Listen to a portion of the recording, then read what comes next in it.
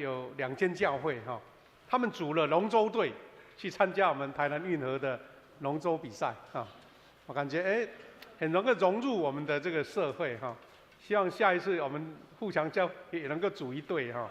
参加龙舟队哈，一定我们的帅哥、我们的勇士哈，一定会有很好的表现了哈。在这个端午节大家休假的时候，也蒙神能够带领，让我们在休假或是外出都得神的祝福。我们要分享主的话，我们现在做祷告。先父神，我们感谢你赐给我们从你来的恩典，让我们有这个福分，在连续假日分别为圣，在主的面前同心敬拜、同心祷告，也同心从你的话语得着属灵的力量。愿你的话语启示我们每一位，我们得着从你来的恩典跟祝福。感谢你，因为这个时刻是神所恩典的时刻，也让我们同心学习、同心关怀、同心激励。我们这样在你面前感恩，奉靠主耶稣基督的圣名，阿们。弟兄姐妹，我们今天要分享一个主题，叫做人生红海的安度法则。那大家一定会先这个题目会感到说，到底红海是什么意思哈？如果大家有读过圣经，你就很了解，马上会有一种连结了哈。如果不知道，会说红海跟我什么关系哈？那我们看到今天读的经文，我们摘了其中的一段，就是出埃及记的14章21到25，是那一段摩西用他的杖跟手指向红海，让红海分开，然后经历了一个奇妙的上帝的恩典奇迹。那如果要完整了解过红海的故事，我们就可以看到从1节到31节是有一个完整的描述。我做一个简单的一个归纳补充呢。第一个是以色列人他们在埃及为奴好几百年了，神透过摩西带领以色列百姓要离开为奴之地，来到流奶与蜜之地，就是神所应许的迦南地。那这个过程当中遇到许许多多的为难阻挡，最大的挑战是当时的埃及是很强盛的国家，不允许这一群已经做他们奴隶好几百年的好几百万的犹太人就要这样离开。我们如果从这个想象你就知道说，台湾现在如果没有外籍移工，你会觉得我们的工厂怎么办？我们的这个长辈的看顾怎么办？因为人力一定是短缺的，更何况在古时代那一种需要靠人力来完成很多工作的时代，埃及人当然不愿意放弃。我们就知道后来有一个10灾的故事10灾一直挑战这个埃及的法老王，直到最后一次，埃及在一夜之间，所有家中的长子就被击杀。他们知道再下去就整个国家要灭亡了，所以他们不得不臣服上帝的能力大能，所以就允许接纳了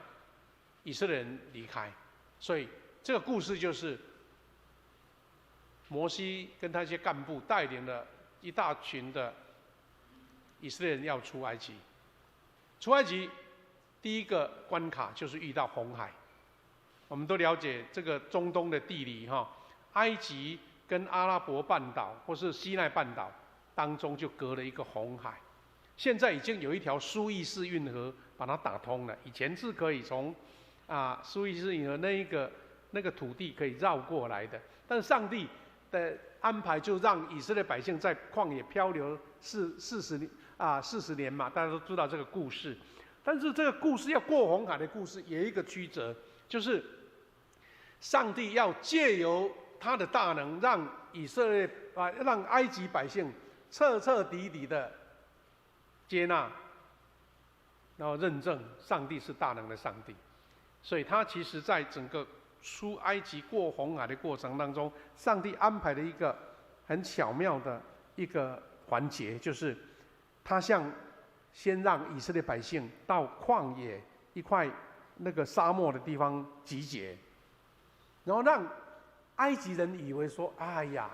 这群以色列百姓啊，平常都没有在打仗，你看他们走到旷野去了，啊，迷路了，在那边哦，回不去了，所以就有一种力量想要把他们再抓回来的意思。啊，就这样子，这个故事在铺排当中，上帝让以色列百姓先在那边扎营，但是埃及的军队以为他们可以轻而易举的把他们抓回来了，把他们赶回来，但是原来上帝差了天使在那边，他们在一群云雾当中迷路了，反正他们看不见以色列百姓。然后在这个情况之下，以色列人遇到了追兵，反倒是他们自己的阵营里面先恐慌起来。好啦，你领袖摩西要带着我们出埃及，我们碰到在这个沙漠里面走不出去了，在前面就是红海了，怎么办？前有红海的障碍，后面有埃及的追兵，所以这个故事就讲到说，上帝还没有施展他的大能之前，以色列百姓先内乱，内乱。他们怎么说呢？他们就对摩西说：难道我们在埃及没有葬身的地方吗？为什么把我们带到旷野来送死呢？把我们领出埃及，你看做了什么好事？意思是在责怪这位领袖。我们知道，一个领袖为什么会那么难做，就是大家的心思意念都不一样。一个人一张嘴，那怎么办？还好，摩西在这个时候发挥他的稳定的力量，不是他自己能力多大，是他对上帝的信任。摩西就回答他们说：不要怕，要站稳。今天你们要看见上主怎么救你们，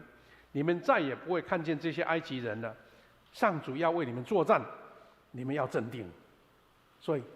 上帝就对摩西说：你为什么哀求我呢？你吩咐以色列人往前走就是了。举起你的杖，向海伸去，海水会分开，以色列人就能在干地上走过去。哇！神给摩西一个稳定的回答，而且呢，他要让这些埃及人因为这样的顽固，在过红海的时候，一举要把他们歼灭掉。所以呢，圣经有记载说，14章19节说，上帝的天使原先走在以色列大队的前头，现在转到后面，云柱也转到后面，隔开了以色列人和埃及人，然后云使埃及人陷入黑暗中，却照明了以色列人。因此，整个晚上，埃及的军队无法接近以色列人。换句话说，让以色列人在旷野那边扎营，或是说有一点抱怨，都不影响到上帝的作为，因为埃及人也接近不了以色列人。然后经文就接到我们今天读的经文。这个时候，在许多以色列人在埋怨摩西的时候，摩西就是向海伸手，上主就掀起了一阵强烈的东风，把水吹干。然后变成2堵墙，以色列人就走在干地上过了海。这是上帝使以色列人顺利过红海的故事。但是后面的追兵来了，埃及人追赶他们，连战车、战马、骑兵、骑兵都进到海里面了。在这个危急之际，破晓时分，这条通道以色列人通过了，埃及人也追上来了。但是你看，破晓时分，上主从火柱和云柱中观看埃及军队，使他们怎么样？发生了混乱。换句话说，同样一条过海的道，以色列人平安度过了，但是埃及人就遇到了挑战，因为他说，埃及的战车轮子陷在泥中不能转动，埃及人这个时候就恐慌起来。他说：上主帮助以色列人攻打我们，我们赶快逃吧。所以经文就记载说，后来呢，上帝对摩西说：你再把手伸向海，就使水合拢起来了。所以埃及人的战车、所有的军队、骑兵都沉入海里，然后到最后全部的埃及人就被淹没在水里面，但是以色列人就平安的度过了。你看，他不只是平安度过，是上帝为他们征战，让整个红海的故事变成一种转危为安，重新得着力量，重新得着应许跟盼望的一个故事哈。那这段14章的经文最后一节哈这样说：当以色列人看见上主用大能击败了埃及人，他们敬畏上主，信赖他，也信任他的仆人摩西。你看，前不久才埋怨摩西，然后这个时候神做了这个奇妙的工，然后以色列人开始信任神，也信任摩西。那第二段经文，我们等一下会来做一个回应哈。我们需要看这一段故事，给我们一个启发。以色列人他们安度红海的障碍，他们脱离埃及为奴之地，却能够迎向光明跟自由。不过，一刚开始就遇到红海的障碍，后有埃及的追兵。我们台语有一句话说：“进无步，退无路。”国语也看得懂。前面没有步了，后面也没有路了。他们民族本来是要离开为奴之地，重生之路，一开始就遇到了麻烦，而且有可能一下子就要结束了。因为这些埃及人这个恨得不得了，恨得牙痒痒的，因为他们才刚失去了长子啊，要想把以色列人抓回去大概不要怎么苦待他们。但这个危急存亡之际，摩西的手与杖成了上帝显现大能的指挥棒。摩西向海伸手，上主就掀起了一阵强烈的东风，把海水退去了。那这个故事我们就可以从经文里面看到了他怎么说呢？他说：“吹了一夜，海底变干地，水分开，好像两堵墙。以色列人走在干地，过了红海，这样子。”弟兄姐妹，同样的民族，不同的民族，一个信任上帝，一个是敌对上帝的。什么结果呢？红海为以色列人开了通道，却使埃及人全军覆没。因为圣经记载说，摩西向海伸手，天亮的时候，水又恢复原状了。埃及人想从水里逃命，但是上主竟然把他们赶回海里。这是一个神动工的一个非常让人家感到在旧约圣经出埃及记当中最惊险的一段故事了所以我们可以以前我们如果读过圣经，或是我们看过电影，都可以从这些画面看到摩西带领以色列人过红海这些故事以前的电影非常震撼已经好几十年前的电影，他做的非常的逼真了好，那个就是两堵海上的墙然后前面变成有干地，大家走过去。那两堵海上的墙，我们实际的生活上看不到，但是你可以到水族馆看得到。你可以发现说，我们到水族馆，你看那个海底隧道有没有玻璃隧道？真的是两堵墙的水在你旁边，鱼儿在那边游。那可以想象当时的以色列百姓他们过红海的状况好，这个有一些图画这样描述说，这个海水退去了以色列百姓就过了红海了。甚至也有那个卡通版的大家以色列百姓是大大小小的，还有他们的货物，还有他们的这个动物呢，羊群呢，就是这样陆陆续续过红海。如果说没有神的恩典，你看这一群300-400万人怎么过来呢？那就是这个故事成为上帝让以色列百姓见识他大能的一个起点。当然我们知道后来在旷野漂了40年，就是这群百姓很难教了，一下子信任，一下子又责怪。那要不怪上帝，要不都怪摩西，要不然就是拜金牛。这些故事我们可以从出埃及记里面看得非常详细好，在座也许是有的是初信的，是慕道友，你不知道红海的故事。但是其实台湾很多人去澎湖旅游，会发现说，原来澎湖的一个场景帮我们介绍摩西分海你们不知道有没有这个看到，有没有去玩过就是这个澎湖有一个魁壁山的摩西分海，他们就自动把这一条海上的走道哈，变成摩西分海，也就帮我们宣传圣经的故事了。原来就是这个在澎湖的地方哈，在大岛跟小岛一个没有人的小岛之间，有一条比较高一点的那个海底的一个沙石的地。那可能是海流的关系，两边水会打上来，所以一些沙石会集中在一条通道哈。那这个时候是退潮的时候，就显露出来了，但是涨潮就淹没了。那你要这个是谁发现的？牧师或是我们的李伟教授，我们的年轻根本没有这个东西呀，是后来这个观光客、生意人把它发明出来的。因为那个时候小时候一般人住在那边，就是下海去捡贝壳那一类的了哈，根本不知道原来这个可以走，所以后来呢，生意人就很厉害，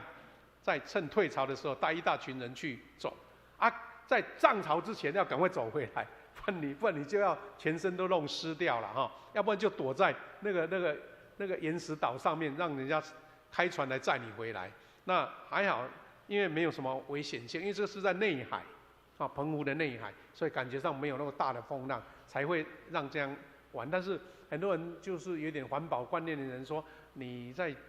脚把那个海底踩的都很多生物都破坏掉了。不过我的意思是说，竟然在澎湖一个小小的观光景点，变成帮忙摩西来做宣传就对了哈。那这是傍晚那个夕阳或是朝阳的一个漂亮。那这个在热闹的时候，很多人拿着雨伞在走哈。这个是观光客就很有兴趣嘛哈，就觉得这个很好玩这样子哈。那所以摩西分海变成我们生活上一些典故，都会在我们生活上展现出来。我们现在问的说，摩西的故事，过红海的故事，我们的人生是不是会也遇到了红海？红海的概念，红海的一个显示是在我们生命上有什么关系呢？我想，我们大概没有办法像摩西他们那样遇到那么惊险的红海，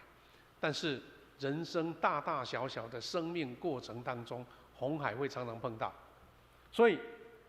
今天呢，在我们的生活上有这样的概念，就是红海跟蓝海这样的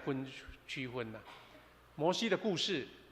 成为了我们生活上的比喻哈。什么比喻呢？我们说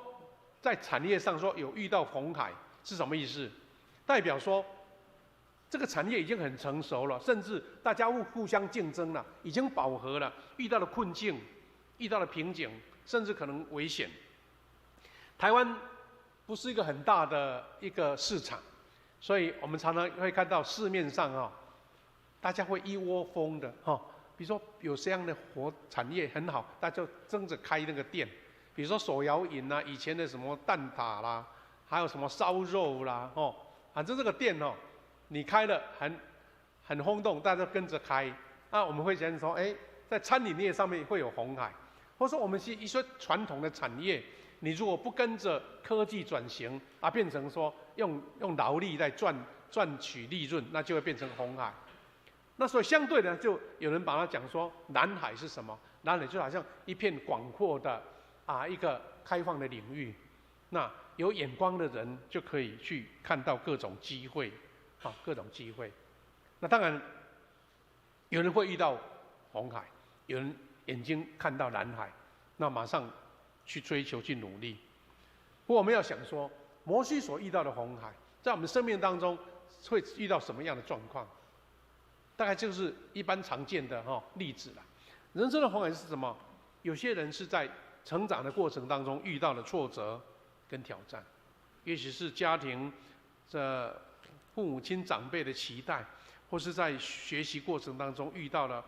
霸凌啦、一些欺负啦，影响了我们心灵的成长，这个是一种红海。有的是在性格跟人际关系上遇到困难，跟人家合不来，人家不了解我的意思，跟人家相处好像就是格格不入，那个是一种红海。那最常见的就是我们在工作上，我们在事业上，在学业上，你的抉择是什么？你的挑战是什么？最近呢，刚好是升学的热季，很多人考上了什么分数啦，要选什么学校，成为一大的挑战。前几天有听到一个阿嬷，她还讲说她的孙子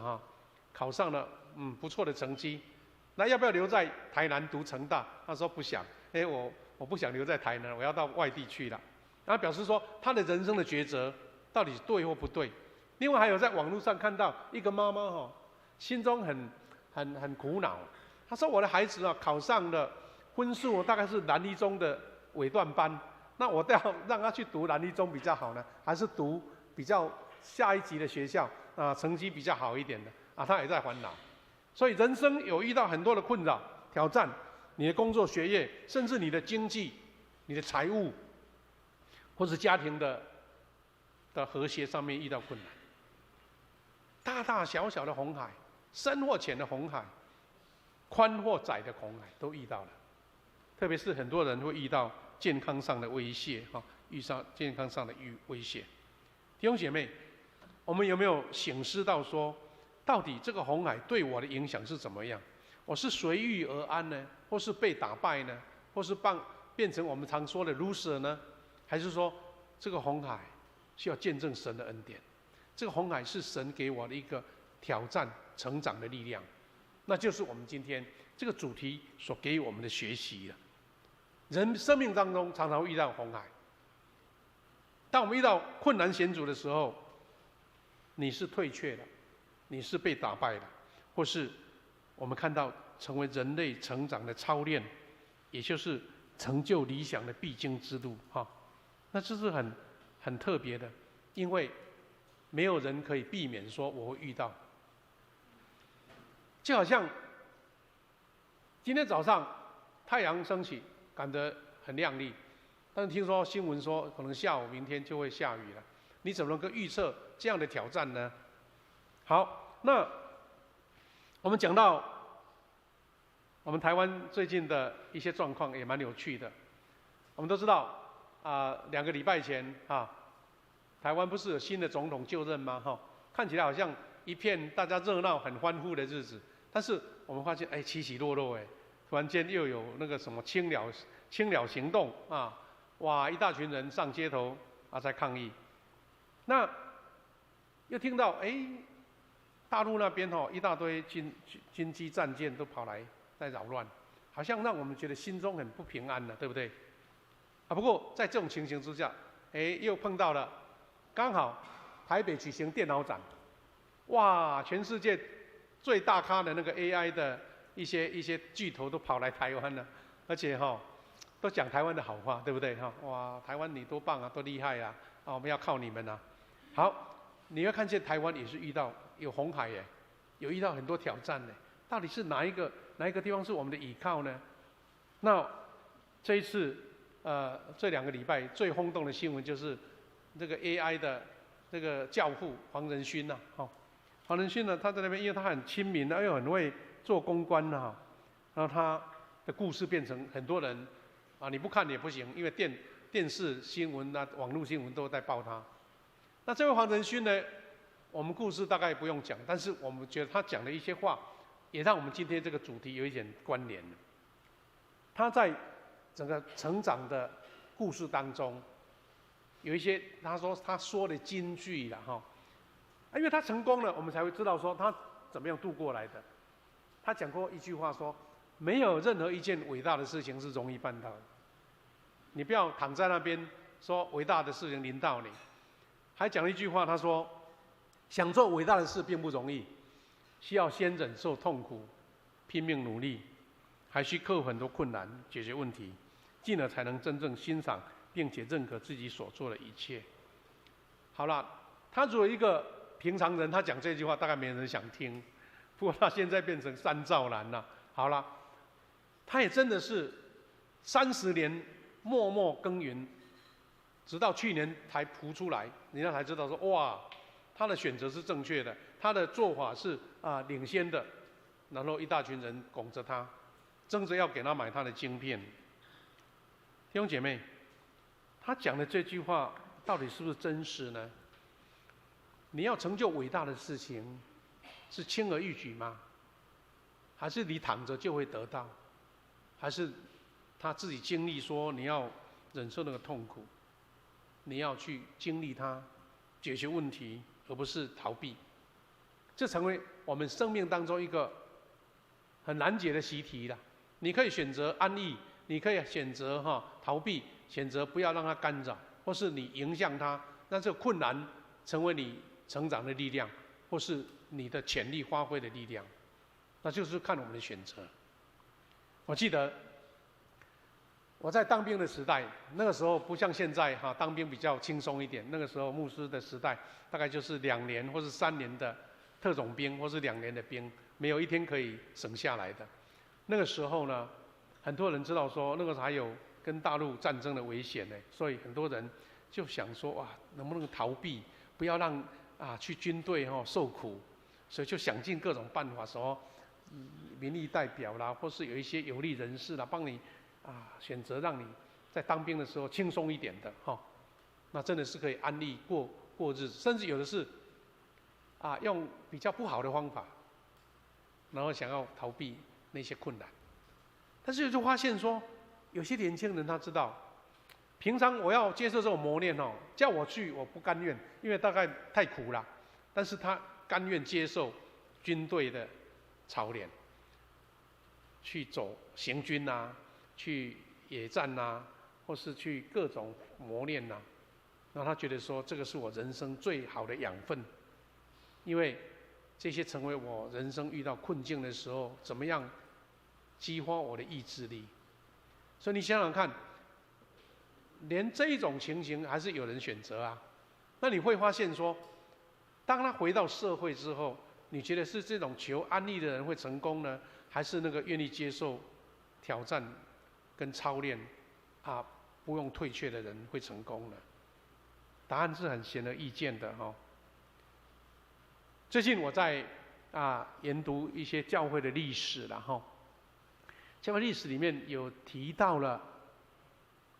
来中国传福音的更正教，就是我们所说的基督教的第一个宣教士，就是马礼逊。马礼逊呢，他当时英国慢慢强大起来之后，他就想决志说，我要到东方亚洲去传福音。当他决志的时候，他就给他们的伦敦的传道会回应说，我接受你们的差派。他们就问说，你有什么期待，或是你有什么志愿？他只讲了一句话，他说，把我派到认为最困难的地方，我就是去那里。他没有想说哪里比较好玩，哪里比较轻松，哪里比较容易，也派我到最困难的地方。因为那个时候，西方人都认为在中国最困难，因为中国有孔教啦，有这样的一些民间的信仰所以要传福音最困难的，英国人都经历到了，所以就说好，那就派到中国去吧。果然他来中国根本就不能传教，不能传福音，因为当时的清朝很强烈的反对，说你们英国人来做生意可以，但是你绝对不能传福音，连宣教士你们的船都不能载。所以这位马礼逊呢，为了要来中国，他怎么来呢？他搭船先绕到大西洋，绕到美国去，然后绕那个南半球绕一圈，一共跑了9个月，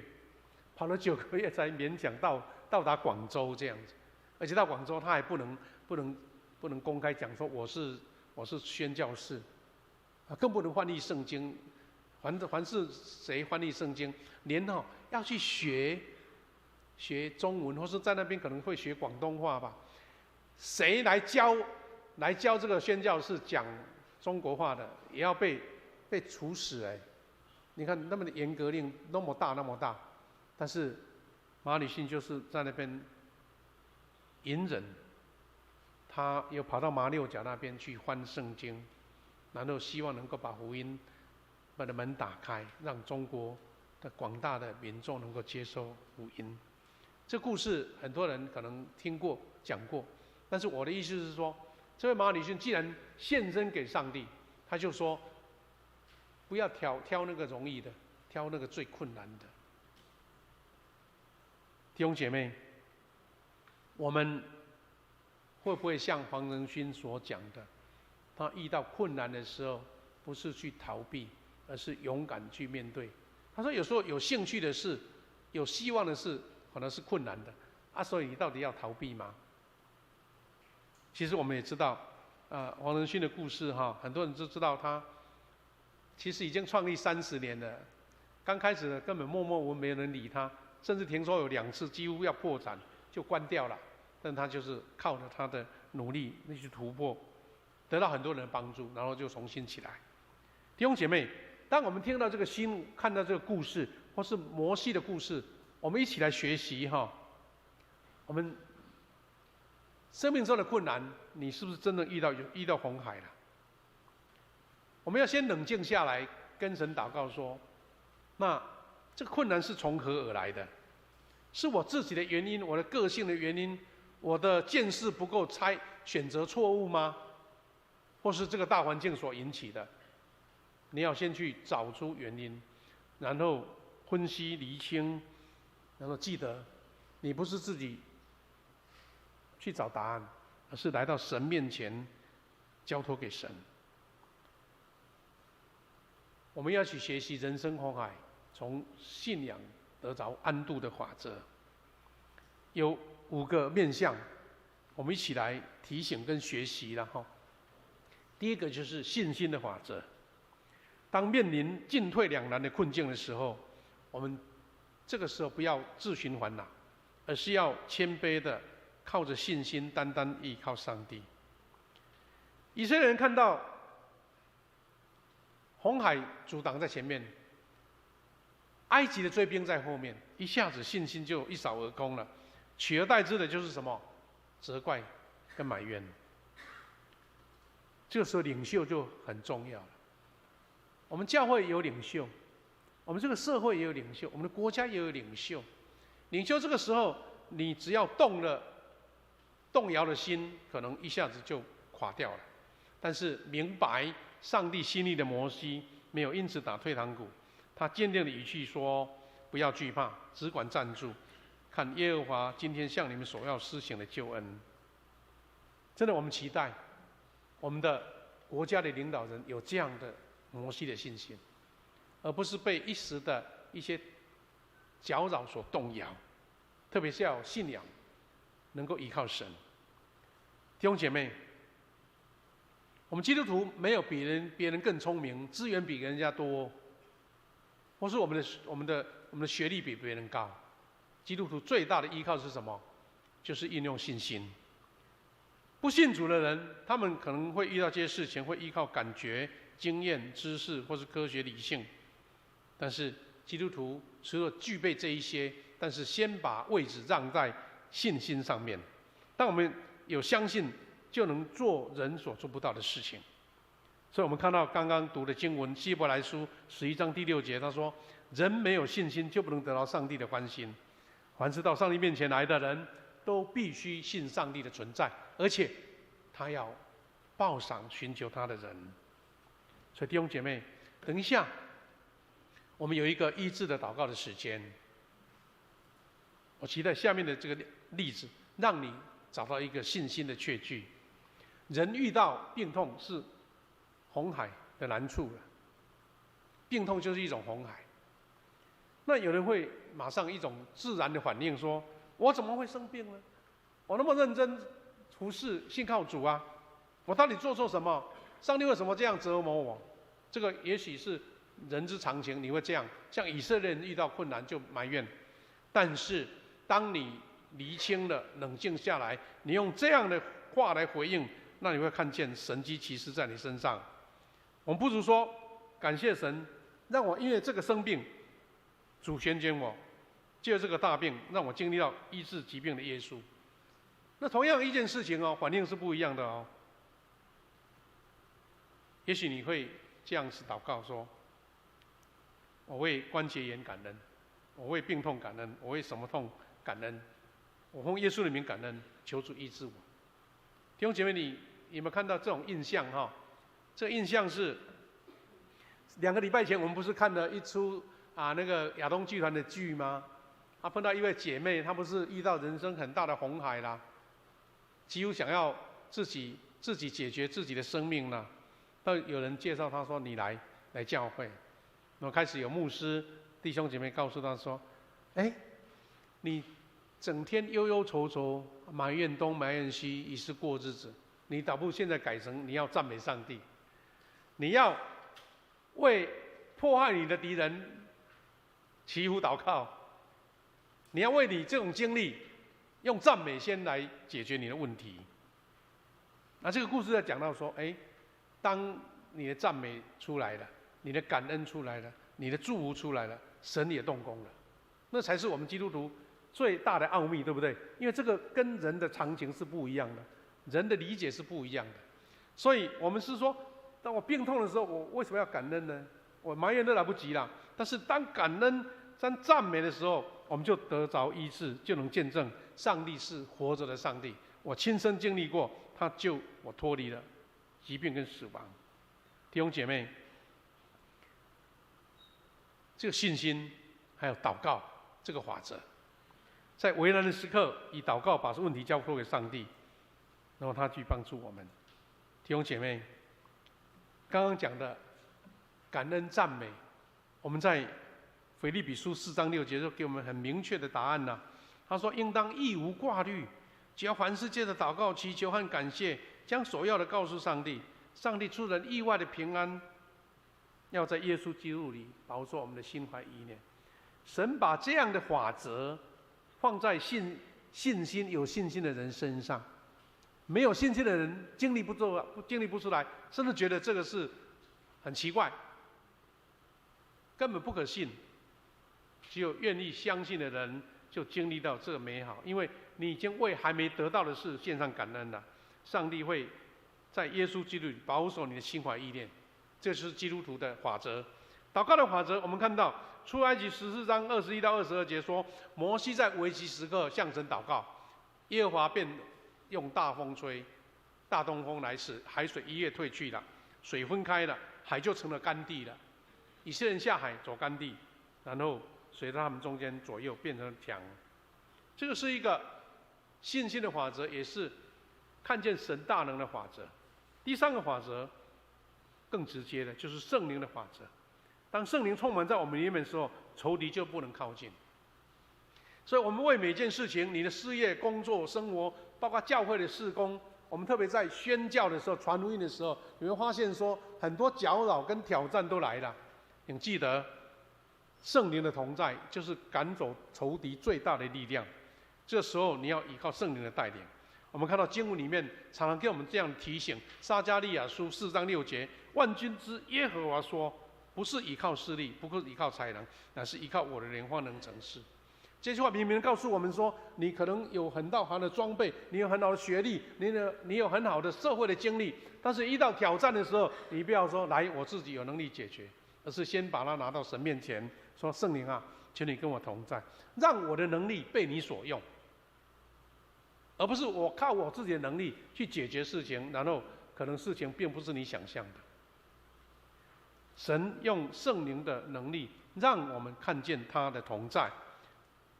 更明确的经文，我们在使徒行传1章8节说：“但圣灵降临在你们身上，你们就必得着能力，就必得着。”那你要先有位置让圣灵同在啊。哥林多前书2章10节，他说：“只有上帝借着圣灵把这事向我们显明了，因为圣灵参透万事，就是上帝深奥的事也参透了。”意思就是说，你在迷雾当中，你到很多事情感到困难万端的时候，感到无法理解的时候，圣灵已经了解了。那你不来寻求圣灵给你给你指示一条明路，而是你在当中摸索花冤枉的时间，甚至花冤枉的力量，甚至做错，往失败的道路走，那就是我们基督徒最大的一个依靠。再来，就是我们常常提到的上帝话语的法则。你要平常要让上帝的话语丰富的充满在你的内心，所以当你面对困难的时候，上帝就会用他的话来引导你。我们很多弟兄姐妹在参与这个一年读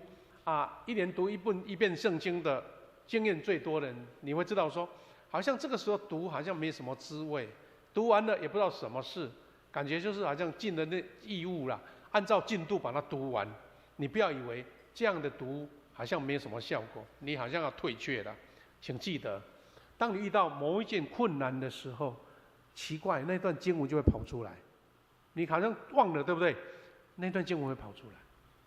那就是神给你的应许。当你遇到困境的时候，这些在你身上所读过的经文，它会跑出来，让你看见神在对你说话。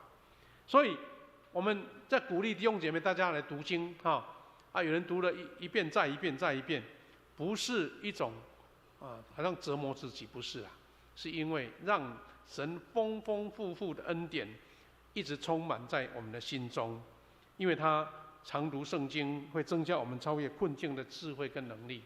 这些经文绝对没有白读的。现在很多人还运用很多方法，比如说用开车的时候就用听的对不对？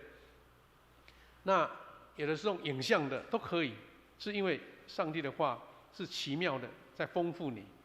所以我们可以说，拥有上帝的话语，就是等于拥有一切。上帝会按照他的话来行事，所以我们读经默想，相信上帝的话，以祷告，是一个基督徒要得着能力的一个平常的预备。就好像你平常有在运动，有在操练，到时候你才跑得动啊，你才走得动啊，是好像在训练你、操练你自己一样。弟兄姐妹，我们看上帝让以色列人出埃及，走在危机四伏的旷野，为的是什么呢？这个故事我们读了到底有什么用呢？是因为让我们读到出埃及记的经文，从这段历史里面看见上帝是什么样的上帝，他是怎么样显现大能的上帝。意思就是说，我们读圣经的话语，这些故事就成为你的心中的养分。我们换一句话说，假如上帝没有让以色列人出埃及经过旷野，他就没有碰到上帝降玛纳，上帝让苦水变甜水，让鹌鹑飞来，在磐石中挤出水来。这些事情如果以色列人没有经历到，没有把这个故事写下来，没有成为圣经的经文，你就不知道有这样的故事。所以意思是说，圣经是要让你得到启示的。圣经是上帝透过很多的神迹奇事故事，要告诉你，当你遇到红海的时候，你就这样做，因为神已经在前面为我们预备了。所以如果没有这个事情，我们就知道说我们没有办法读到这些神迹啦，没有了解上帝什么样的上帝。弟兄姐妹，因为你没有这个确信，你就不会向上帝祷告。最后一个是救恩的法则。弟兄姐妹，基督徒的生命最宝贵的就是有上帝的救恩的赏赐。意思是说，我的人生起起伏伏不一定了神给我的是什么不知道，但是我一个确据就是，我是基督徒，我是重生得救的，我是有永恒生命的。这个救恩是耶稣基督已经为我预备好的。我这样的把握确信，你会人生的很多事情，你会觉得很笃定，没有任何的怀疑。所以救恩的法则是基督徒生命最宝贵的，因为上帝的赏赐，我们可以来到上帝面前。以色列人因为这样子安渡红海，埃及人违逆上帝，他们的追兵就被淹在海里面了。弟兄姐妹，确实我们在生命当中，基督徒跟一般人一样，你都会遇到难处。我们这个是大社会，这个社会里面，别人经历到的，我们也同样经历到。别人的困难我们也遇到，但是请记得，你要透过这些难处来显明，来显出上帝的荣耀。那就是我们超越最大的力量。希伯来书第10章38节到39节这样说：我的义人将因信而得生命，但是若有人退却，我就不喜欢他。我们并不是退却而沉沦的人，我们是有信心而且得救的人。弟兄姐妹，这好像就两个领域，你到底是因信得生命，或是退却让神不喜欢呢？你们是退却而沉沦呢，还是信心而得救呢？愿神给我们每一个人有这样的恩典跟祝福。所以弟兄姐妹，人生红海安度法则，是因为你跟神的关系建立了，你对神的信心建立了。所以，我们若现在有人，你我大家都不同的困难挑战红海，记得这些法则就是让你能够胜过仇敌，能够突破极限的一个困难的方法。弟兄姐妹，我们很多弟兄姐妹可能在人生当中不同的红海，生活、工作、健康，或是人际关系的红海。现在我们要一个医治的祷告时间，请记得医治不是单纯狭义的，只是肉体的病痛。其实我们心中有这样的困惑，有些困难需要有的挑战需要医治的，或是心中有软弱、有伤痛需要平安的，都不要客气。我们这个时候要进行医治祷告时间，我们请代祷团队、我们的长老